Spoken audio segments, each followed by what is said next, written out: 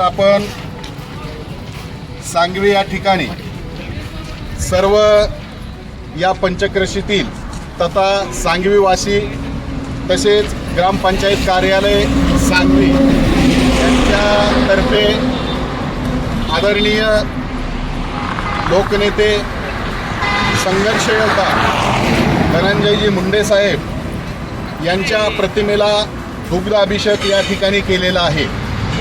कारण हाकनाक काही या समाजामधल्या दूषित प्रवृत्ती आणि या दूषित प्रवृत्तीनं आदरणीय साहेबांना विनाकारण काही याच्यामध्ये तथ्य नसताना देखील दूषित करण्याची काही प्रवृत्ती या ठिकाणी काम करत आहे।